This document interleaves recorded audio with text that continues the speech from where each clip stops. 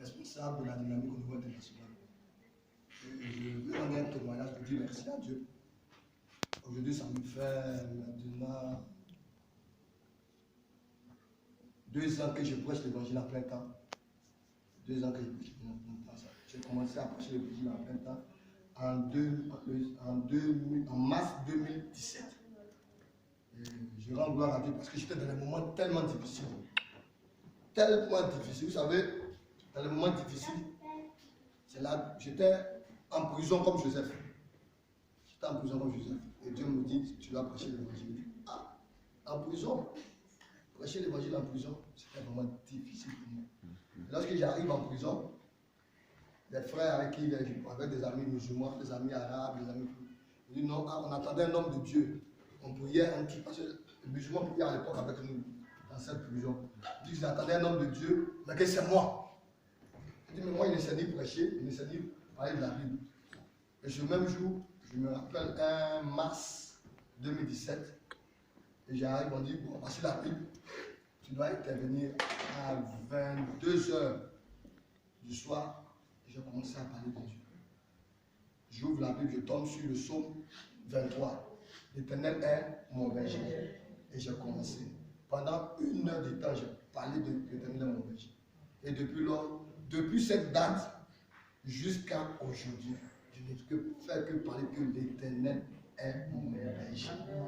Vous savez, je rends ce témoignage pour fortifier les gens, pour rendre gloire à Dieu. Pourquoi? Pendant ces périodes difficiles de la prison, un jour, je me suis mis à pleurer. J'ai pleuré devant mon Dieu. Je dis, Seigneur, je suis en difficulté, je pleure devant toi. Moi, je prie pour des gens et les gens sont guéris et les gens sortent. Et moi qui prie, quel exemple que je vais donner devant tout ce monde? Je prie, telle personne est libérée, telle personne est libérée, telle personne est libérée. La directrice, même pour faire des choses, la directrice, où on était, elle disait, on doit aller voir le pasteur parfait. Il a dit, moi, je ne suis pas pasteur, je m'appelle pas parfait. Et tout le monde m'appelait pasteur.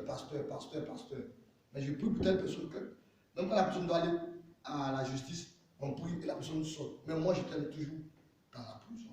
Vous savez, Joseph dans la prison, à chaque fois, Joseph avait fait 2 règles. Il a eu 2 règles à expliquer. Et dans ses explications, l'autre est sorti. Quand les 2 sont sortis, l'autre était décapité et l'autre a été honoré. Ah, mais Seigneur, moi, je n'ai pas vu l'histoire de Joseph. Moi, il ne ressemble pas à Joseph, moi. Je ne peux pas vivre cette histoire, mais j'ai vécu l'histoire de Joseph. J'ai vécu l'histoire de Joseph. J'ai expliqué les rêves. Et c'est là-bas que Dieu m'a donné l'interprétation des rêves. Quand j'étais en prison. J'ai expliqué les rêves. Quand les gens rêvent, quand ils viennent de je donne, ils vont se réaliser. Mais moi, quand je rêve, je vois autre chose. Je vois prison. Les autres étaient libres. Mais moi, je rends gloire à Dieu. Parce qu'un jour, de avril 2017, pendant la fête de Pâques, on a fini de fêter la Pâques. Je me suis mis à pleurer, j'ai pleuré, puis j'ai demandé à Dieu du Seigneur, pourquoi ça? Le Seigneur me dit, je t'ai dit de me servir depuis l'âge de 10 ans, tu as refusé, tu le savais bien. Je vais te prendre comme Jonas, je vais t'obliger, c'est moi Dieu qui ai bloqué tous tes concours. Tout ce que tu faisais là, j'ai tout bloqué. Tout. Je ne dis pas que je n'étais pas intelligent, j'étais très intelligent à l'école. J'ai eu mon master 2 avec mention. Donc j'étais tellement intelligent. Mais quand je vais passer les concours, 0. Les gens avec qui on faisait l'école, tous.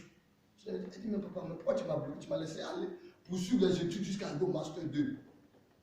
Il fallait me casser au départ, je n'ai pas fait tout ce bagage dans ma tête.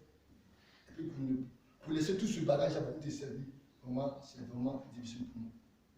Il m'a dit, comme tu as refusé, il n'y a pas de problème. J'ai bloqué tout tes films. Je te donne un exemple, regarde ton vol. Tu devais voyager. Je dis, mais c'est moi qui ai bloqué. Et je t'ai donné, pendant 1 année, j'étais bloqué. Tu as prié pendant 1 année. Quand la nef, tu es venu comme un grand type en Europe, et tu suis venu en grand type. C'est moi Dieu qui ai permis tout ça. Et qui t'a fait voyager? C'est mes propres ennemis avec qui je faisais contre, comme eux dans la politique, qui m'ont fait voyager. Ceux qui me recherchaient au pays, c'est eux qui m'ont fait venir en Europe en tant qu'un grand type. Vous voyez comment Dieu fait ces choses? Dieu m'envoie dans le camp de mes ennemis. Et c'est mes ennemis qui ont fait tout. Et moi, j'ai voyagé avec les choses de mes ennemis. Donc, si vous ne savez pas Dieu, le conseil que je peux vous donner, si vous ne savez pas, Dieu est capable de bloquer tout pour vous ramener à nous. Le jour où j'accepte, je rends ce témoignage pour encourager tout le monde. Le jour que j'accepte de servir Dieu, je dis Seigneur, vraiment j'ai été servi, je me donne comme une offrande sacrificielle pour toi. C'est ce jour-là que Dieu me montre qu'il est Dieu. Arrivé un moment, vous savez, quand on est dans le centre fermé, je pleure toujours parce que cette même date me rappelle on m'arrête au moment où on enterre mon papa. Mon papa décède en Afrique. C'est le jour où on finit d'enterrer mon papa le dimanche. Et le lundi matin, on m'arrête. Et quand je pense à ça, à chaque fois, ça fait 2 ans maintenant, je pense à ça, je pleure souvent, je pleure de joie. Parce que si Dieu n'avait pas permis, je comptais tellement sur mon papa. J'ai perdu ma maman, et dit, moi, là, mon papa vit. Je comptais tellement sur mon papa, puisque je lui ai donné des raisons. Il m'a dit, comme tu comptes sur ton papa, je vais arracher ton papa moi-même. Et tu vas faire forcément mon œuvre. Depuis longtemps, j'ai dit, frère, il dit, ah, mais tu vas arracher mon papa. Tu as pris ma maman, il reste mon papa encore, tu vas arracher mon papa. Et Dieu a pris mon papa. Mon papa n'était même pas malade, il n'avait rien. Mon papa avait plus de 85 à 86 ans. Il n'avait rien, il était toujours solide comme un bon ami. Oui, parce qu'il mangeait bio. Il n'avait rien. Mon papa est rentré comme ça, il est décédé sans qu'il n'avait rien. Tout était normal, mon papa et mon papa. Lorsque vous refusez de servir Dieu, Dieu est capable de vous arracher ce que vous aimez le plus. J'aimais tellement mon papa. Il m'a arraché ma maman, il m'a arraché mon papa. Aujourd'hui, j'ai une nouvelle famille. Mais quand Dieu t'arrache quelque chose, quand tu le sais, il te donne une famille. Et la meilleure famille, c'est la famille en Christ. Dieu a tout le monde. Dieu a arrêté l'avion à cause de moi. Je vous dis, ceux qui étaient dans le centre fermé, j'ai invité même d'autres personnes ici dans le centre fermé qui étaient avec nous. Dieu a arrêté un avion à cause de moi. Le jour où on devait me rapatrier ce jour, de 5 mai 2017, mon premier rapatriement. Je partais, j'ai prié ce jour-là. Comme même peu, ceux qui connaissent comme, je dis son nom comme, ce jour-là, il dit, ah, comme, mais je sens que l'avion, il y aura une explosion au niveau de l'avion. Comme me dit, ah. Et tout le monde, même Ami, la femme de quoi me disait, je disais à Ami que je pense que l'avion, parce que l'avion, il n'aura pas dans l'avion. Moi, je sens ça dans mon cœur depuis longtemps. Comme je me suis dit, l'avion ne va pas se gâter. Tout le monde parlait de ça. Et j'avais cette conviction dans mon cœur. On me prend, on me met dans les mélodes. Le moment où je dois monter l'avion, il y a un oiseau qui quitte, je ne sais où. Il rentre dans l'hélice et l'avion s'explose. Une SN Bruxelles est gâtée. On me fait descendre de l'avion. Vous savez, Dieu est capable de toutes choses. Amen. Dieu a fait exploser l'avion à cause de moi. L'avion est tombé en panne. Ils ont tout essayé. L'office étranger dit, oh, on ne sait pas qui est ce monsieur. Retourne le monsieur là au centre de Bruges. Un mois plus tard, je rends ce témoignage. Un mois plus tard, Dieu dit, je vais te montrer que je suis avec toi. Je dis, mais ça, j'ai déjà vu que tu es avec moi. Il dit, non. Je vais te faire un truc. Qu'est-ce que je dis? Bon, je vais te faire un truc en Côte d'Ivoire. Tu dis que j'ai été servi chez moi. Tu m'as montré ça en vision claire. J'ai bien vu. Mais quand si je retourne à Abidjan, comment je vais te servir? Il dit, regarde, je vais faire quelque chose pour toi. Ça va étonner tout le monde. On me prend le 2 juin, pendant que mon équipe que j'aime tellement, le Real de Madrid est en train de jouer, et on me met dans l'avion, j'arrive à Abidjan. On arrive à Abidjan à 17h avec le policier de l'école. Ils me prennent, ils me rendent à l'immigration. Arrivé à l'immigration, je croise un monsieur qui me dit non. Moi, je m'apprêtais à sortir même de l'aéroport. Je dis bon, comme je suis arrivé chez moi, je rentre à la maison. Je m'apprêtais à sortir là. Le monsieur dit non, tu ne peux pas sortir de l'aéroport. On va aller d'abord, on va aller prendre tes empreintes. Et le policier me conduit. J'arrive chez le chef de poste. Il regarde mon identité. Il me dit mais toi, tu n'es pas d'ici. Tu ne dois pas rester ici. Je dis ah bon? Il dit non, tu ne dois pas rester ici. Et le monsieur, le moment où je parle de le monsieur tape, il appelle à la DST. La DST dit non, comme il ne peut pas rester ici, donc le metteur dans l'avion. Le monsieur sort. Je dis ah non, je retourne en Belgique. Il dit non, tu t'en vas en Belgique.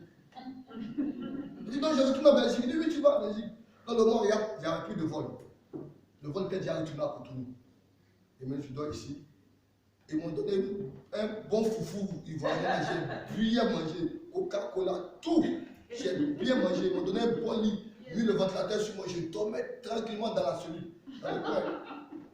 Madame le commissaire, elle venait dire non, quitte là-bas, viens ici. Viens, tu as dormi. Elle m'a donné le bureau. J'étais bien mis son lit. Puis elle dit tu dois bien. Tout ce que tu veux, tu demandes. Et le matin, le commissaire adjoint est venu. Il me dit, ah fils, il y a quoi, quel est le problème? Il a dit, ah, moi je suis là. Il a dit, non, je sais déjà. Ton grand frère m'a déjà envoyé le message, peut-être du chef de poste. On m'a bien envoyé le message. Et on s'est concerté déjà. Tu retournes en Belgique. Mais le jour que toi-même tu peux venir à Abidjan, tu viendras à Abidjan. Parce que mon numéro, et le commissaire me donne le numéro, il ne tient pas. Mais c'est Dieu qui a fait ça. Amen. C'est Dieu qui a fait ça. Alléluia. Et depuis lors, ça fait 2 ans que je prêche la parole partout. Amen. Donc je rends encore, je dis que je rends gloire à Dieu et je dis merci à maman Marie qui m'a invité ici. J'étais en train de prêcher la parole au Luxembourg. Et maman Marie, en octobre, en septembre, m'appelle, me dit, ah, mon fils, oui, maman Marie. Il m'appelle en octobre, me dit, mon fils, viens, il y a un prophète ivoirien qui est un prophète qui est pas ici, qui est à Bruxelles ici. Viens, tu vas venir voir. Je l'ai jonglé tellement. Il dit, non, je suis au Luxembourg, je ne veux pas venir. Et le jour où j'arrive, un samedi, je dis, je ne voulais même pas venir. Elle m'a appelé, tellement elle m'a appelé. Je dis à mon ami, il a dit, ah, je vais aller voir là-bas. Il y a une maman là qui m'appelle, attends, je vais aller regarder pour voir. Et je suis venu. Le premier jour, j'étais là, l'homme de Dieu, le prophète Élisée, a prophétisé, il m'a dit, ah, tu sais que Dieu t'a appelé pour le servir, tu dois le servir. Je dis, oui, je le sais, moi. Il dit, mais tu dois faire, tu vas beaucoup voyager, tu vas faire ceci, tu vas faire cela, tu vas t'utiliser puissamment. Mais tu dois me suivre. Je dis, ah, vous les hommes de Dieu encore, me suivez encore. Moi, j'avais déjà mon plan, faire 3 mois ici et partir en France. Comme j'ai la famille en France, je vais voir mon grand frère en France. Et j'ai commencé un jour Serge, le frère Serge. Je vais chez Serge, le papa comme le frère Serge était malade, était souffrant. C'est pour encourager tout le monde. Le frère Serge était souffrant. Et il devait diriger la prière. Il m'appelle et dit, ah, je ne pouvais pas diriger la prière. Ah, mais vous, c'est votre mission. Moi, je suis un commis voyageur. Je ne suis pas là pour rester ici. Moi, je dois partir en France. J'ai déjà fait mon plan. J'ai dit au prophète que je dois partir. J'ai déjà fait mes 3 mois. J'ai fait ma valise. J'ai déjà tout apprêté mes choses pour partir. J'attendais seulement le coup d'envoi. Puis je partais. Et le frère Serge est venu. Il m'a dit non, que je ne pouvais pas être là. Il faut diriger la prière d'intercession. Ah, Serge, tu me donnes un peu. Donc j'ai commencé à regarder, comme je suivais déjà les vidéos du prophète, j'ai commencé à regarder les vidéos du prophète. J'ai regardé comment il faisait son truc. J'ai regardé, la nuit, je n'ai pas dormi, je n'ai fait que regarder les vidéos. J'ai pris les vidéos, j'ai pris les versets, j'ai pris tout, j'ai commencé à regarder. Quand il vient, il fait comme ça, il fait comme ça, il fait comme ça, il fait comme ça, il fait comme ça. Donc je suis venu.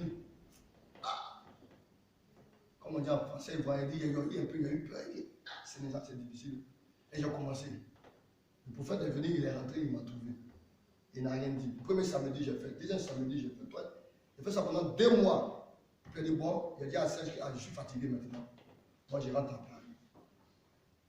Mon téléphone sonne, le prophète m'appelle, il me dit, ah, fils, il a dit, ah, moi, je m'apprête à partir. Je suis parti à la rue, je vais aller prendre 2 guides là rapidement. Dans 1 semaine, je pars. Il m'appelle, il me dit, non. Est-ce que tu veux partir en France? Toujours, je dis, oui, je veux partir en France. Je suis déjà prêché à la rue. Il dit, des papas enfants, il prophète, ah vraiment, moi j'ai parti. Parce que la Belgique n'a pas été une réussite. Il dit, tu ne vas pas partir en France. Il dit, si, moi je vais partir. J'ai déjà pris parti, il va prendre mon combattant. Après le culte du samedi, je pars. Et ce jour-là, il m'a dit, réfléchis bien. Cette fois-ci, fais un bon choix. Et il a raccroché. On a parlé pendant 1 heure et quelques. Il a raccroché. Il m'a rappelé après encore. Il m'a dit, quel est ton choix? Il dit, moi aujourd'hui, j'ai décidé de rester ici en Belgique. Et c'est comme ça que je suis resté en Belgique jusqu'à aujourd'hui. Comme tu vas rester en Belgique, je vais t'aider à évoluer. Et aujourd'hui, il m'a confié cette tâche au niveau international. Je dirige la dynamique au niveau international. Les mêmes frères parfaits, il va partir, il sera quelqu'un d'autre qui va diriger. Quelqu'un qui commence avec vous, les mêmes frères autres. Je fais ça pour encourager, pour dire que Dieu prend quelqu'un quelque part, pour envoyer quelque part. Croyons Dieu. Cette dynamique a beaucoup fait pour moi. Beaucoup fait pour moi. Vous savez, le prophète, un samedi, je suis allé, un vendredi à la dynamique, il avait dit, mettez votre main sur l'écran. Ceux qui ont regardé ce jour-là, de qui va avoir un don puissant de guérison, mettez votre main sur l'écran. Ce jour-là, j'ai mis ma main sur l'écran, j'ai fait comme ça. Et je sais que tu m'as déjà donné. Mais comme on dit, prendre encore plus, ça sert encore beaucoup. Donc j'ai mis ma main sur l'écran. Et il a prié, il a prié, il a prié, il a prié. vous êtes là sans ma main, je vais ici. Et il y a une soeur qui m'a appelé, qui est encore d'Ivoire, une de nos responsables, qui a fait pendant 2 semaines, elle perdait que le sang coulait. Il ne sait pas quel médicament qu'elle a fait, le sang. Il dit au nom de Jésus, le Dieu du prophète, il dit j'arrête ce sang. Le sang s'est arrêté. Dieu est capable de tout. Et cette même guérison, j'ai prié pour une autre soeur qui manquait de sang. On devait la perfusion avec le sang. On dit non, on ne va pas te perfuser, le sang va arriver. Et le sang est revenu. Et cette soeur, jusqu'à aujourd'hui, elle n'est pas anémie. Dieu, vous êtes au bon endroit. Dieu est ici. Il y a tellement de miracles ici. On a besoin que Dieu était entre nous. Le prophète n'est pas là. Et dans ce moment, merci. On va prier.